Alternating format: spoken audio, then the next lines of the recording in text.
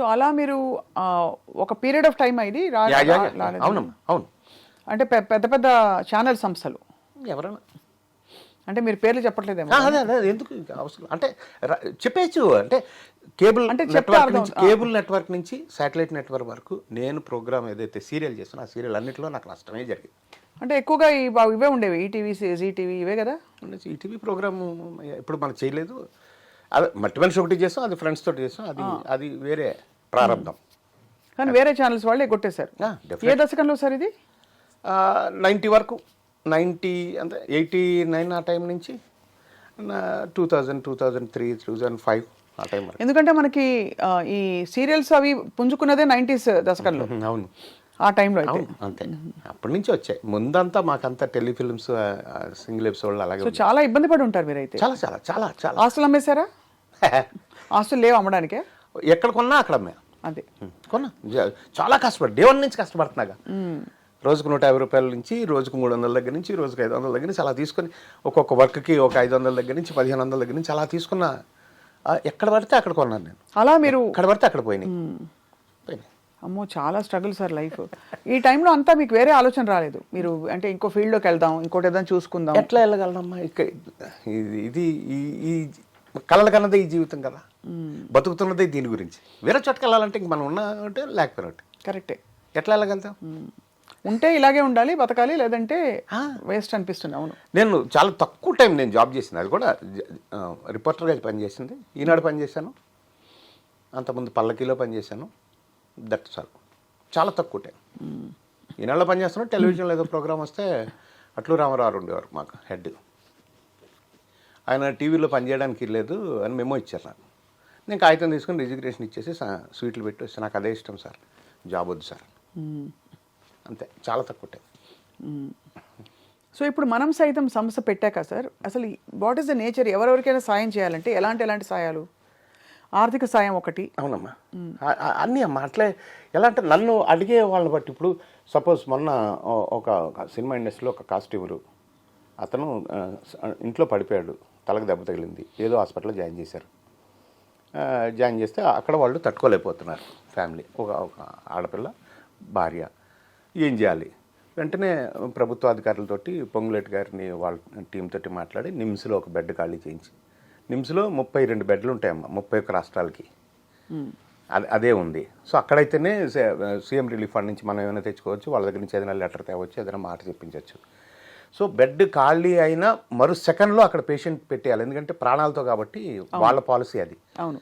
So వేరే hospital నుంచి hospital వరకు మనిషిని తీసుకొచ్చి అక్కడ అవన్నీ కూడా చేయడానికి దానికి డబ్బు ఎంత అన్నది కాదు. అసలు మన పవర్ ఏంటి? పొంగిలేటి గారు వాళ్ళ టీంలో మన మనుషులు ఎలా ఉంటారు. మనం అంతకుముందు అయితే లక్ష్మారెడ్డి గారి దగ్గర నుంచి ఏ మినిస్టర్ ఉన్నా కానీ హెల్త్ మినిస్టర్ అంటే నాకు సేవ చేసిన వాళ్ళు ఎక్కువ ఉన్నారు, నా పేదవాళ్ళకి. అలాగా ఇండస్ట్రీకి సంబంధించిన వాళ్ళందరికీ నేనున్నాను అని చెప్పే ఒక సంస్థ మనం. ఎస్ అమ్మా. అంటే ఇలాంటి ఒక వ్యవస్థ పెట్టినప్పుడు ఇండస్ట్రీ వరకు లేకపోతే పలానా శాఖ వరకు అన్నది ఉండకూడదు. కాబట్టి ఎవరికైనా ఉంటుంది. ఎక్కువగా నా చుట్టూరు పేదవాళ్ళు ఇండస్ట్రీ వాళ్ళు ఎక్కువ ఉంటారు కాబట్టి వాళ్ళకి ఎక్కువ లబ్ధి అవుతుంది. ఇప్పుడు కేరళ ఫ్లడ్స్కి ఇంతకుముందు వచ్చినప్పుడు అక్కడికి వెళ్ళి పనిచేసి వచ్చాం, తిత్లీ తుఫాన్కి వెళ్ళి పనిచేసి వచ్చాం, కర్నూలు ఫ్లడ్స్కి వెళ్ళి పనిచేసి వచ్చాం. బట్ ఆర్టిస్టులు టెక్నీషియన్స్ ఇండస్ట్రీ వాళ్ళకి అట్లా లేదమ్మా, ఎవరికైనా ఇస్తారు. సమాజంలో ఎవరికైనా. బట్ దానికి ఒక పరిధి ఉండదు కదా సార్. ఉండదు. ఏం తృప్తి ఉంటుంది, ఎలా తృప్తి ఉంటుంది? అంటే మన దగ్గరికి వెతుక్కుంటూ వచ్చిన వాళ్ళల్లో ఇందాక నేను చెప్పినట్టు మన ఫండ్స్ ఎలా ఉన్నాయి, మన శక్తి ఎక్కడ ఉంది, ఎలా అంతవరకు చేయగలం. ఇప్పుడు ఆంధ్రాలో ఇప్పుడు ప్రస్తుతం మనం చేయలేము, నేను దూరం అయిపోయిన వాళ్ళకి చేయలేం కాబట్టి. బట్ ఏమైనా చేయగలిగితే మళ్ళీ వాళ్ళకి కూడా చేస్తాం, ఎక్కడైనా చేస్తాం, సమస్య లేదు.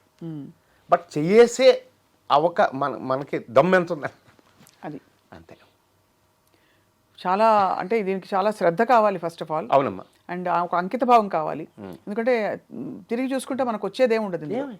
ఏదో కొంతమంది పొలిటికల్ లైన్లోకి వెళ్ళే వాళ్ళకి అంటే ఇది ఒక మెట్టులాగా పనిచేస్తుంది. కానీ మీరు ఎప్పుడు దీని గురించి పెద్దగా ఎక్కువ మాట్లాడుకుని నేను ఎప్పుడు చూడలే. అవును, ఏమాత్రం ఉండదమ్మా. అంటే ఇప్పుడు మన కామెంట్ చేయాలంటే కామెంట్ చేసే వాళ్ళని వాళ్ళకి ఆన్సర్ చెప్తూ కూర్చుంటే టైం వేస్ట్.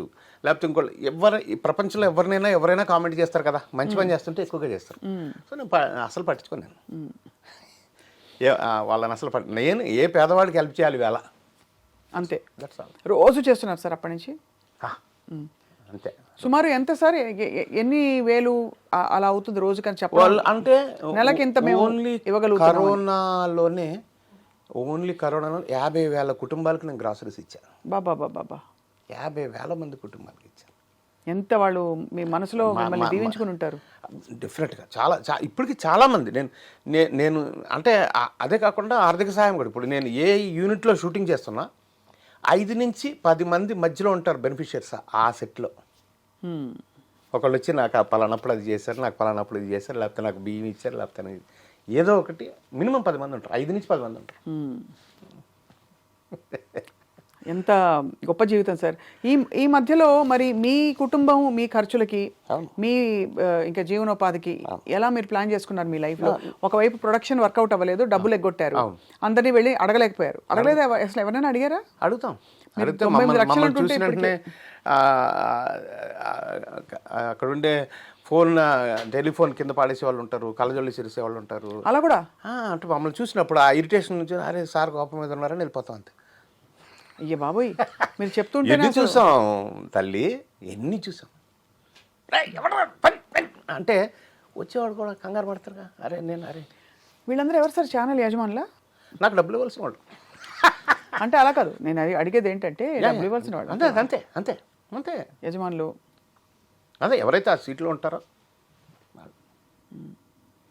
ఇవ్వమని చెప్పేశారా? ఇంకా మీకు లేదు, ఫుల్ అండ్ ఫైనల్ పేమెంట్ అని రాసేసాం కదా. అంతే. ఎంత అలా రాసే ముందు ఈ సీన్స్ అన్నీ ఉంటాయి అన్నమాట. ఓహో. రాసిన తర్వాత ఇక వాడు ఇవ్వడు, ఎట్లా చచ్చిపోతాం, ఎలా మనకు ప్రెషర్ అవుతుంది. మనం ఈ లోపల మనం ఎక్కడో అక్కడ వేషాలు వేసి సంపాదించిందో లేకపోతే ఉన్నదో ఏదో తెచ్చి దొంగతనంగా కొంత అప్పులు గట్టిగా అడిగి కూడా ఒకటి ఉంటాడు కదా పాప, వాడికి ఏదో కష్టం ఉంటుంది కదా, వాడికి ఇచ్చి అడగని వాడికి కొంచెం ఆగి ఈ కనీసం ఇదైనా వస్తుందేమో అని అలా మనకి ఇవ్వాల్సిన డబ్బును బాగా ఎక్కువ చేసి ఇచ్చే డబ్బును బాగా తక్కువ చేసి ఆ బ్యాలెన్స్ ఎక్కువైన తర్వాత కట్ చేస్తాం. ఇవన్నీ ఒకవైపు అయితే మీకు యాక్టింగ్లో కూడా రెమ్యునరేషన్స్ ఎగ్గొట్టడం ఉంటాయి? మ్యాక్సిమం ఉండవు, 1-2 ఉంటాయి, మ్యాక్సిమం ఉండవు. ఎందుకంటే రాను వచ్చిన తర్వాత ఇక నాకు ఒక మేనేజర్ గారు ఓ పెద్ద ఆయన ఉంటారు, ఆయన కలెక్ట్ చేసుకుంటాడు. కొంచెం అది ఇబ్బంది లేదు, అదే భక్తి. మీరు చేస్తున్న ఈ మనం సైతము మీ సహా ఈ తోటి సినిమా పరిశ్రమ మిత్రులు కానీ, పెద్దవాళ్ళు కానీ, అగ్ర హీరోలు కానీ, అగ్ర దర్శకులు కానీ వాళ్ళు ఏమంటారు సార్ మిమ్మల్ని? చాలా చాలా మంచి బాగా సపోర్ట్ చేస్తారమ్మా. ఇప్పుడు వివి వినాయక్ గారు, కొరటాల శివ గారు, ఇలాంటి డైరెక్టర్సు, అనిల్ రావిపూడి, వక్కంత వంశీ, ఇలా రామ్ జోగేశ్ శాస్త్రి గారు, ఇలాంటి వాళ్ళు పిలిచి నాకు నా అకౌంట్లో డబ్బులు వేసి, ఇక నీ అకౌంట్లో డబ్బులు వేసాను, నువ్వు ఇది పంచు, ఇలా చెయ్యి, ఇలా కష్టం చెయ్యి, నీకు చేరితే బాగా చేరుతుంది పేదవాడికి అని అలా. చిరంజీవి గారు కూడా ఇంటికి పిలిచి ఒకసారి 2 లక్షల రూపాయలు ఇచ్చారు నాకు. ఎంత?